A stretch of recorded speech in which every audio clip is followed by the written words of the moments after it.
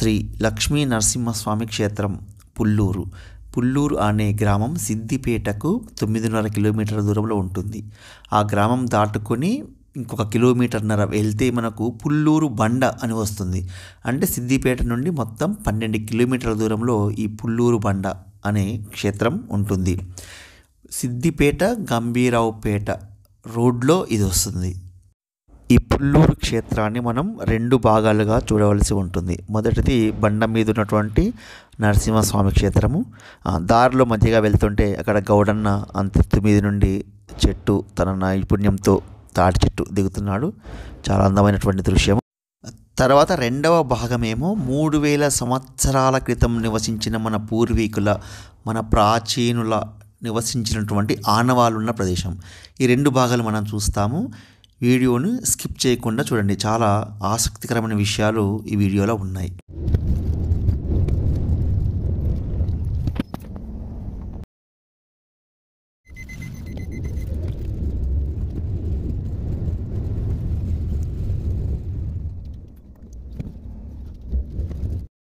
ఈ ఏకశిల బండపైకి చేరుకున్నానికి 2 మార్గాలు ఉన్నాయి. కాలినడక నుంచి అయితే ఇంకా షార్ట్కట్గా ఉంటుంది. వెహికల్స్ కూడా మనకు పైకి వెళ్ళడానికి రోడ్డు నిర్మించారు. గుడి దగ్గరికి కూడా వాహనాలు వెళ్తాయి. ఇది ప్రాచీన కాలం నాటి దేవాలయం. కాకతీయుల కాలంలో 800 సంవత్సరాల క్రితం నిర్మించినట్టుగా చెబుతున్నారు. మనకి ఇక్కడ ధ్వజస్తంభం మొత్తం రాతి నిర్మాణంతో కనిపిస్తుంది. లోపలికి గుళ్ళోకి వెళ్ళి చూడగానే ఇక్కడ ఎదురుగా చిన్న ద్వారం ఉంటుంది, ధ్వజస్తంభం ఉంటుంది. మనం ఈ దేవాలయం చూడగానే వెనక నుండి మెట్లుంటాయి. దాని పక్క నుంచి వెళ్తే ఇంకొక చిన్న గుడి ఉంటుంది. అది చూశాక కోనేరు చూస్తాము. కోనేరు చాలా అద్భుతంగా ఉంటుంది, చాలా లోతుగా ఉంటుందట. ఆ కోనేరు దాటుకుంటూ ఇంకా వెనక్కి వెళ్తే పాతకాలం నాటి 2 శివాలయాలు ఉంటాయి. అందులో ఒకటి శిథిలమైపోయింది, అందులో పూజలు ఏమీ జరగట్లేదు. దాన్ని దాటుకొని ఇంకొంచెం ముందుకు వెళ్తే అక్కడ ఇంకొక శివాలయం ఉంది, పాతకాలం నాటిదే. అందులో పూజలు మాత్రం జరుగుతున్నాయి. మండపం అవన్నీ రాతి నిర్మాణాలు చాలా అద్భుతంగా ఉన్నాయి. ఇంకా మనకు ఇంకొక చిన్న నీటి నిల్వ ఉండేటటువంటి ఇంకొక ఆకారం కూడా ఉంది. అవి కూడా చూస్తాం మనం. దాని తర్వాత గుండ్లు వింత ఆకారాలు ఉన్నాయి. వాటిని పిల్లుల గుండ్లు అంటారట. అవి కూడా చూపిస్తాను. అవన్నీ అయిపోయాక మన గుడి కిందికి వెళ్ళిపోయింది. మన 3000 సంవత్సరాల నాటి మానవులు నివసించిన ఆనవాళ్ళు. అక్కడ పురావస్తు శాఖ వాళ్ళు త్రవ్వకాలు కూడా జరిపించారు 2015లో. అవి కూడా మీకు చూపిస్తాను. నేను గుడికి వెళ్ళే సమయానికి గుడి మూసేశారు. కాకపోతే గుడి చుట్టుపక్కల ఉన్న పరిసరాలు అవన్నీ మీకు చూపిస్తాను. చాలా అందంగా ఉంటాయి. దర్శనం మాత్రం కాలేదు. ఇక్కడ పక్కనే మనకు హనుమంతుడు చూడొచ్చు. ఈ గుట్ట కింద 3000 సంవత్సరాల క్రితం మానవులు నివసించారంటే తప్పకుండా వారికి ఈ గుట్టకు కూడా సంబంధం ఉండే ఉంటుంది. మనం ఎన్నో గుళ్ళు చూస్తుంటాము, గుడి చరిత్ర మాత్రమే తెలుస్తుంది. కానీ గుడి దగ్గర మానవులు కూడా నివసించినటువంటి ఆధారాలు ఉండడంతో ఇది చాలా ఒక ఆసక్తికరమైనటువంటి ప్రదేశంగా మిగిలిపోయింది. ఇక్కడ ఉన్నటువంటి మండపం, ముందున్న మండపం స్తంభాలు చాలా పొట్టిగా కనిపిస్తున్నాయి మనకు. గర్భగుడి లోపల స్వామివారి పాదాల దగ్గర ఎప్పుడు కూడా నీరు ఉద్భవిస్తూ ఉంటుందట. వాటిని పొలాల్లో చల్లుకుంటే మంచి పంటలు పండుతాయని, అది అన్ని రోగాలు కూడా నయం చేస్తుందని ఇక్కడ ఉన్న భక్తులు నమ్ముతారు. ఇక్కడ జాతర కూడా ప్రతి సంవత్సరం చాలా వైభవంగా జరుగుతుంది. మనకు గర్భగుడి మూసేశారు. మనం గుడి ఎదురుగా కిందికి దిగినట్లయితే మెట్లు కనిపిస్తాయి. పక్కనే యజ్ఞశాల కనిపిస్తుంది. ఆ మెట్లు దిక్కుంటూ వెళ్ళిన తర్వాత మనకు కోనేరు ఉంటుంది. దానికంటే ముందుగా మనం రైట్ సైడ్ మళ్ళీ పైకి వెళ్ళినట్లయితే అది పాతకాలం నాటి శివాలయం ఉంది. అందులో కొన్ని విగ్రహాలు కూడా మనకు కనిపిస్తుంటాయి. మనం ఇప్పుడు కిందికి వెళ్ళి అందమైనటువంటి ప్రకృతితో పాటుగా అక్కడున్న శివాలయాన్ని కూడా చూస్తాం.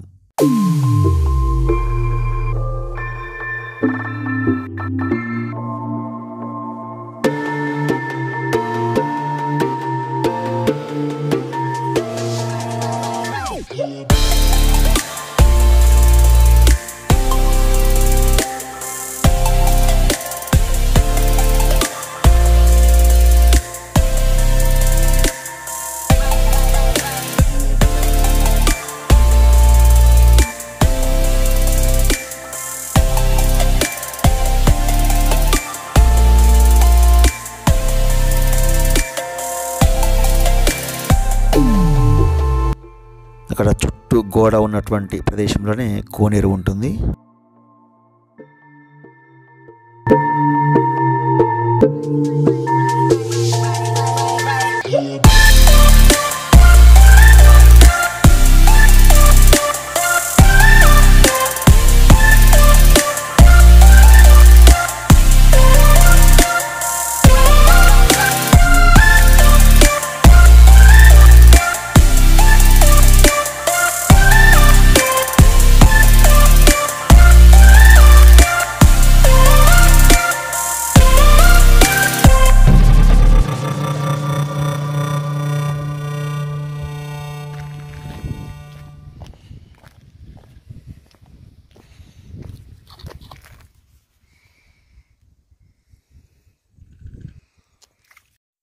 కోనేరులో ఇక్కడ గోడ కట్టిన ప్రాంతంలో అయితే చాలా లోతుగా ఉంటుంది. మనం ఈ కోనేరు చూడగానే కోనేరు దాటుకుని వెళ్తే అక్కడ మనకు శివాలయాలు కనిపిస్తున్నాయి. అవి చూసుకుంటాం. అక్కడ 2 శివాలయాలు నేను చెప్పేసి అనుకున్నాం కదా, ఒకటి శిథిలమైంది, ఇంకో దాంట్లో పూజలు జరుగుతున్నాయి. అయితే ఈ గ్రామానికి పుల్లూరు అని ఎందుకు వచ్చిందంటే ఇక్కడ పులుల సంచారం ఎక్కువగా ఉండేదట. దాన్నే వ్యాఘ్రపురిగా పిలిచేవారు. తర్వాత పులుల ఊరే పుల్లూరుగా మారిందని ఇక్కడున్న గ్రామస్తులు చెప్తున్నారు.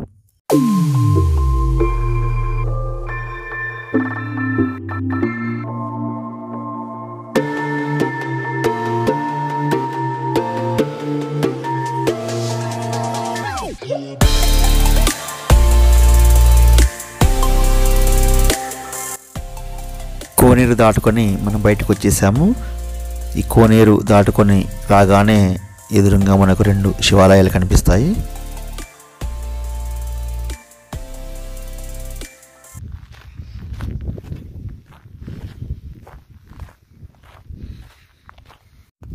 మనకు ఇక్కడ శిథిలమైనటువంటి శిల్పాలు కనిపిస్తాయి. పక్కనే మండపం ఉంది. మండపం పక్కనే శిథిలమైనటువంటి శివాలయం కనిపిస్తుంది. అందులోకి వెళ్ళి చూద్దాం.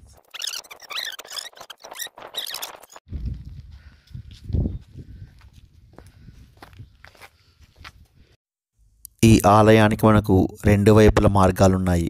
లోపల 2 గర్భగుళ్ళు కనిపిస్తాయి.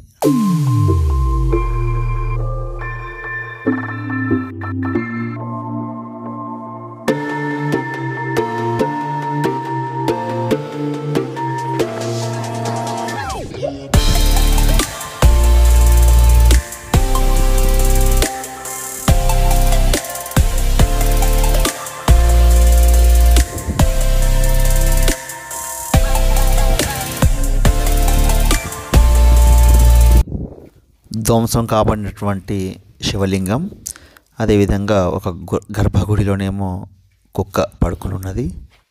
ఇంత ప్రాచీన కథ కలిగినటువంటి ఇలాంటి క్షేత్రంలో ఆలయం శిథిల స్థితిలో ఉండడం చాలా బాధాకరం. భక్తులు వేసే విరాళాల్లో హుండీలు రకరకాలుగా పెట్టాలి. అందులో ఒక రకమైన హుండీలో వేసిన ధనం కేవలం ఇలాంటి పాతబడినటువంటి శిథిలమైన దేవాలయాల పునర్నిర్మాణం కోసం మాత్రమే వాడే విధంగా ఒక ప్రయత్నం జరిగితే ఇవి మళ్ళీ పునఃప్రతిష్ఠ కావించబడతాయి. ఇక ఈ ఆలయాన్ని మనం దాటి ఇంకొంచెం ముందుకు వెళ్తే పూజలు అందుకుంటున్నటువంటి శివాలయం ఉంటుంది. అక్కడ కూడా కొన్ని విగ్రహాలు శిథిలం కాబడ్డాయి.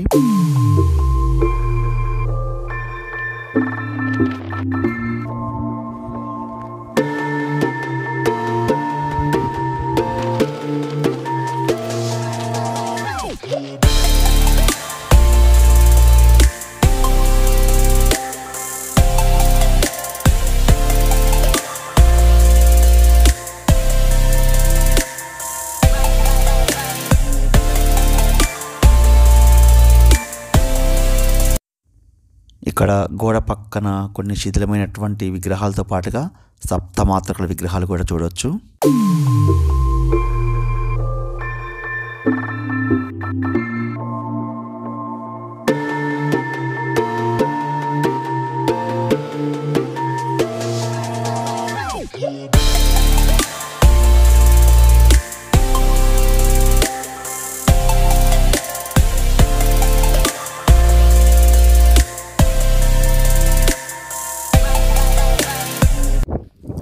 గుడి బయట కొంచెం పక్కకు వస్తే ఇక్కడ అందమైనటువంటి హనుమంతుని విగ్రహం కనిపిస్తుంది.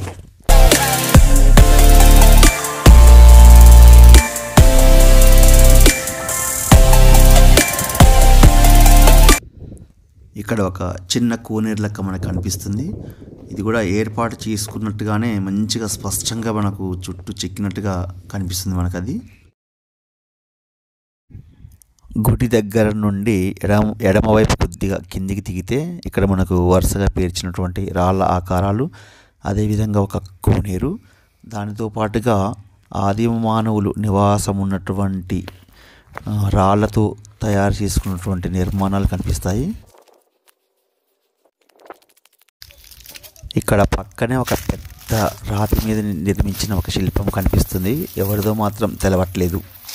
ఇది అయిపోగానే మనము ఇంకొంచెం పైకి వెళ్ళి చూసినట్లయితే లోపలికి గుహ లాంటి 2 నిర్మాణాలు ఉన్నాయి. అవి చూసుకొని తర్వాత గుట్ట కిందికి వెళ్ళిపోతాము. గుట్ట కింద 3000 సంవత్సరాల కాలం నాటి మన ప్రాచీనులు నివసించినటువంటి ఆధారాలు పురావస్తు శాఖ వాళ్ళు 2015లో త్రవ్వకాలు నిర్వహించారు. అది చూస్తాము. Don't miss it.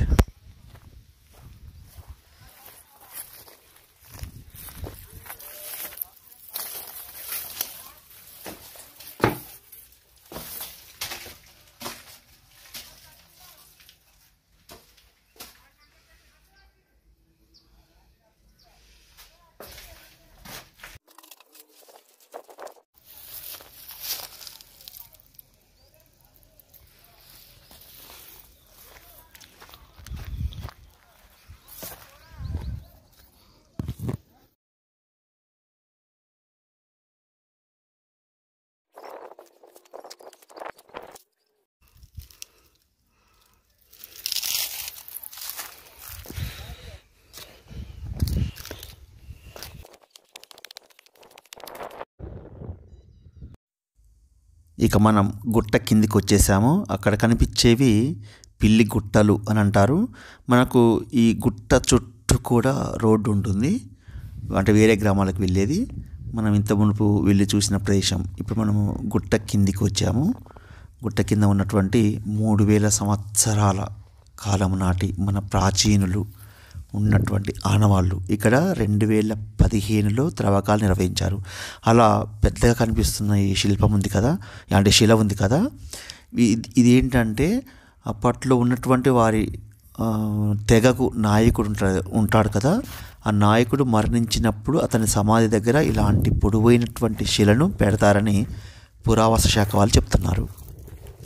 ఇక్కడ త్రవ్వకాల్లో సూక్ష్మరాతి పనిముట్లు, ఇతర ఇనప పనిముట్లు, బృహత్కాల సమాధులు, ఇనుప సామాన్లు అవన్నీ కూడా లభించాయి. అంటే ఆ రోజుల్లోనే మన ప్రాచీనులు ఇనుమును వాడినట్టుగా ఇక్కడ ఆధారాలు దొరికాయి. వారు ప్రధానంగా వేట మీద ఆధారపడ్డారు. ఇక్కడ ఉలి, కుండ పెంకులు అవన్నీ కూడా లభించాయి. ఇవన్నీ మన ప్రాచీనుల జీవన విధానము, వారి చరిత్ర తెలుసుకుందానికి ఎంతగానో దోహదపడ్డాయి.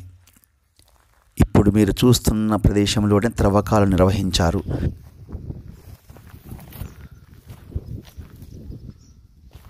గుట్ట కింద ఉన్నటువంటి 20 ఎకరాల్లో 50 సమాధులు, అవి బృహత్కాలానికి చెందినటువంటి 50 సమాధుల్ని గుర్తించారు. చాలా కాలం గడవడం వల్ల మనకు అవి మొత్తం కనిపించట్లేదు. పైకి కనిపిస్తున్న రాళ్ళన్నీ కూడా అవి అని అక్కడున్న గ్రామస్తులు చెప్తున్నారు. దీని పక్కనే ఇంకొక సమాధి అయితే మనకు కనిపిస్తుంది. అది మీకు కాసేపట్లో చూపిస్తాను.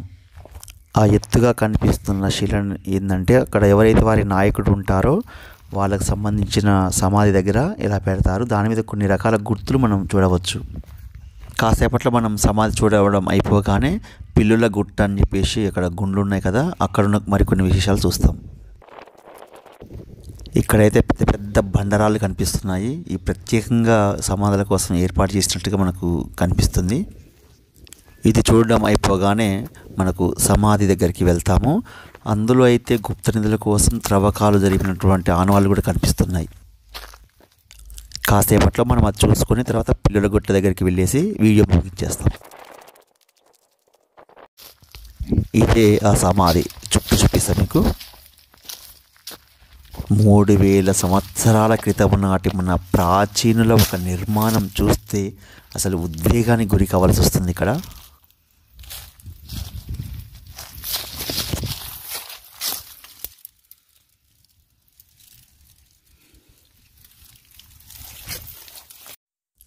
తర్వాత మనం పిల్లుల గుట్ట అని అంటారట దీన్ని. ఇక్కడ మొత్తం గుండ్లు ఉన్నాయి. గుండ్ల మీద కూడా కొన్ని వింత వింత ఆకారాలు కనిపిస్తాయి. అది చూసుకొని వీడియో ముగించేస్తాం.